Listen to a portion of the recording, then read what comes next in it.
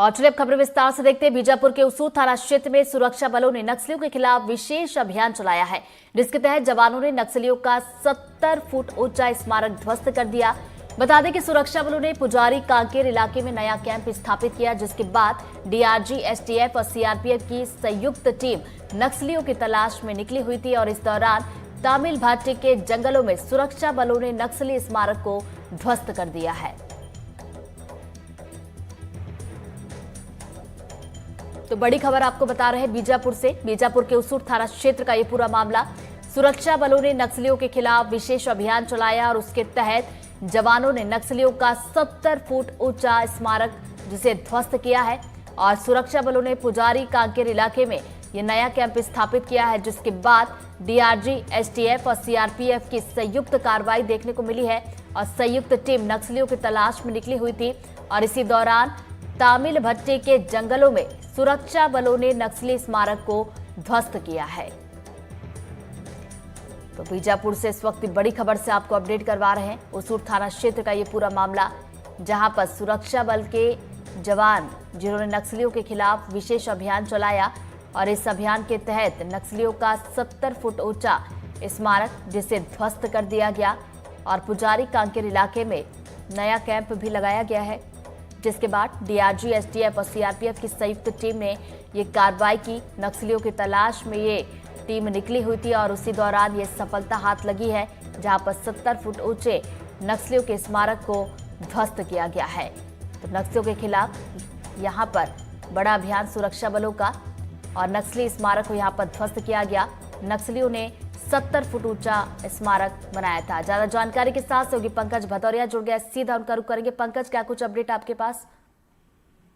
दरअसल देखिए, ये जो नक्सलियों का स्मारक है तामिल भट्टी के जंगलों में तोड़ा गया है। तामिल भट्टी का जो इलाका है उसूर थाना क्षेत्र में पड़ता है और पुजारी कांकेर में अभी हाल फिलहाल में जवानों का एक नया कैंप स्थापित किया गया है। नवीन कैंप स्थापित करने के बाद उस इलाके में डीआरजी, एसटीएफ, कोबरा और सीआरपीएफ के जवानों का एक संयुक्त दल निकाला गया था। वहीं पर देखा गया कि 70 फीट का नक्सलियों ने एक स्मारक बना रखा था अपने नेता के उसमें, और उस इलाके में कई ऐसी चीजें मिली कि नक्सली वहां पर प्रशिक्षण भी दे रहे थे। तो उस इलाके में उस स्मारक को तोड़ा गया। तोड़ने के बाद उस इलाके में सर्चिंग और भी ज्यादा बढ़ा दी गई। मैं बता दूं कि जो तामिल भट्टी का जो इलाका है ये नक्सलियों का कोर इलाका है। इससे पहले तक वहां पर ना तो फोर्स की पहुंच थी, वहां पर नक्सली इत्मीनान से ट्रेनिंग कैंप चलाते थे और लाल लड़ाके तैयार करते थे। मगर अब जब से पुजारी कांकेर में नवीन कैंप स्थापित हुआ है तो नक्सलियों पर दबाव बढ़ा है और उस इलाके से नक्सली मूव कर रहे हैं। जी, अभी हाल फिलहाल की बात की जाए तो मौके पर क्या कुछ स्थिति बताई जा रही? क्या सर्चिंग अभियान अभी और चलेगा?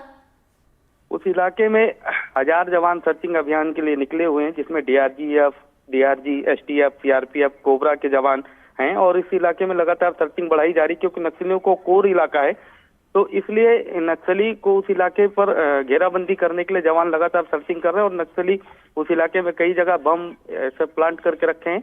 तो निश्चित तौर पर कहीं ना कहीं जवानों की ये बड़ी सफलता है और नक्सलियों को बैकफुट पर ढकेलने के लिए लगातार सर्चिंग उस इलाके में चलाई जा रही। जी बिल्कुल, तो लगातार हम देख रहे हैं कि सर्चिंग अभियान चलाया जा रहा है और इसमें सफलता भी मिल रही है। बहुत बहुत शुक्रिया पंकज आपका तमाम जानकारी के लिए। बढ़ते आगे सुकमा से बड़ी खबर, जहां पर महिला समेत 5 नक्सलियों ने सरेंडर किया है। नियत नीला नार योजना से प्रभावित होकर सरेंडर किया और सरेंडर करने वाले नक्सलियों पर 2-2 लाख का इनाम रखा गया। सरेंडर नक्सलियों को प्रोत्साहन राशि दी जाएगी और छत्तीसगढ़ नक्सलवाद उन्मूलन और पुनर्वास नीति के तहत ये सुविधाएं मिलेंगी।